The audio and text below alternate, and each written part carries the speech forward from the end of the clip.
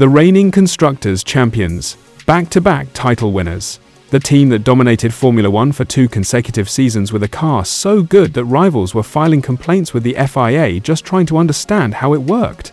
McLaren arrive at the Australian Grand Prix this weekend, and the word coming out of their garage is one you never expected to hear from Woking heading into a season opener. Not confidence, not dominance, concern. Real, honest, publicly admitted concern, and the details behind it are more alarming than the headlines suggest. Let's start at the very beginning of McLaren's 2026 pre-season, because the problems did not suddenly appear in Melbourne, they started in Barcelona. During the January shakedown test at Circuit de Barcelona-Catalunya, Oscar Piastri was limited to just 48 laps on Thursday after a fuel system issue forced the team to stop running. McLaren's technical director of performance, Mark Temple, confirmed it directly. "We discovered a fuel system problem, which meant we haven't been able to do all the running we would like.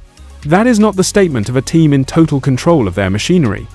Piastri himself tried to stay measured, saying the shakedown had given McLaren a better understanding of the MCL40's problems and limitations, which, in the context of a brand new car under completely new regulations, is a polite way of saying there is a long list of things that need fixing before Melbourne. Even the word he chose, limitations, is one that the previous year's McLaren would never have needed. Then came Bahrain. And while McLaren completed the highest lap count of any team across both official tests, 817 laps in total, more than anyone else, what those laps revealed is the story the paddock cannot stop talking about. Because the most important thing McLaren discovered in Bahrain was not what their car can do, it was what it can no longer do. In 2025, McLaren's rear tyre management was the single biggest competitive weapon they had. Norris and Piastri could preserve their rubber longer than anyone else on the grid, which allowed them to race more strategically, push harder in the closing stages, and consistently extract more from a set of tyres than their rivals. Red Bull complained about it. The FIA checked the car repeatedly, and it was entirely legal, just the result of a car that worked beautifully with the Pirelli compounds. That advantage, built painstakingly over 2 championship-winning seasons, has not carried over to the MCL40. Norris was blunt about it. "It's a bit off. We have to push a bit more to match the race pace of the other drivers, which will cause more degradation. So, it's not a complete carryover of last year's race pace, but I think there's some. I'm confident that the things that were our strengths last year will continue to be our strengths this season. The team are working hard on everything, including race pace and tyre cooling. But for now, we need to improve in most areas. Coming from the reigning world champion, we need to improve in most areas is extraordinary. That is not the language of a man defending a title from a position of strength. That is a man staring at a gap that needs closing." It gets more specific.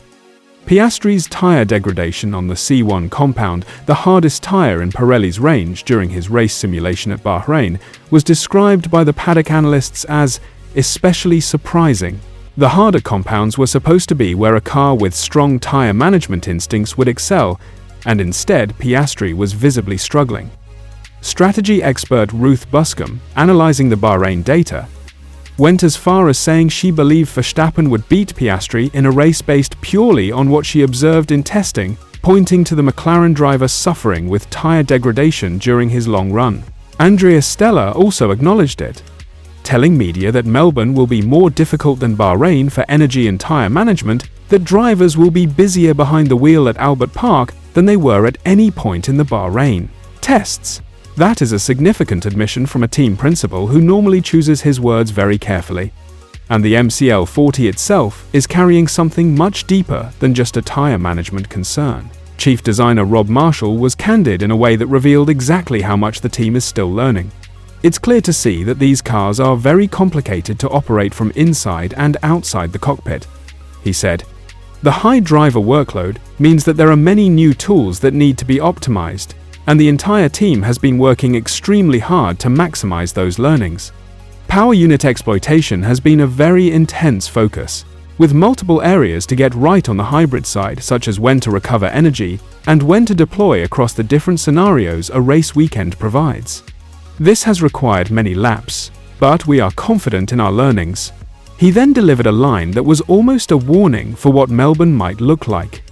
Now we go to Melbourne and have to dial in the optimum settings with much less time and under the pressure of a race weekend at a very different circuit to what we have experienced throughout pre-season. That circuit-to-circuit variability under the new 2026 power unit rules is something the entire grid is wrestling with, but for McLaren, a team whose entire identity in 2024 and 2025 was built on consistency, arriving at a circuit where the energy management demands are significantly different from testing is a genuinely unknown quantity. And the time to figure it out is not 2 weeks in Bahrain, it is 3 practice sessions in Melbourne. Piastri, walking into his home race with everything to prove, has been the most publicly honest driver in the entire McLaren garage about where the team actually stands. Speaking to Sky Sports F1 just days before the race, he said, "I think we're in the mix at the moment. We'll find out for sure soon enough. But I don't think we're quite in the position we were 12 months ago where we felt like we were the strongest. I think this season is not going to be won by who's quickest or who's the best at the first race. There's going to be a lot of development, a lot of learning, especially for us as drivers. And whoever can get on top of that the quickest in what is a very long season is going to be in a good position." And then he dropped the most dramatic revelation yet, admitting that if McLaren had brought the original spec MCL40 they started testing with to Melbourne without the updates made during the testing program, they would have been in the midfield or at the back, not outside the top 4. The midfield or the back from the team that won both championships last year. That is the scale of the step McLaren still needed to make between their initial concept and a car capable of competing at the front of the 2026 grid. Zak Brown, for his part, has been the most publicly humble he has ever been heading into a season. He told the media in Bahrain clearly, "I think we've produced a good car. I think we'll be in the Big 4. I don't think we're at the front of the Big 4, but it's going to be a long season with a lot of development. We're still learning, but I think we are in a good starting position. But I think the red guys and the silver guys are looking very strong. And I don't think we've seen everything yet at Red Bull."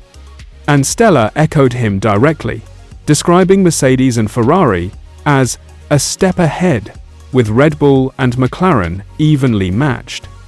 A team principal publicly placing his own team in the lower half of the top 4 3 days before the opening race is not something you see often in Formula 1, and it tells you exactly how the internal mood at Woking is being calibrated right now.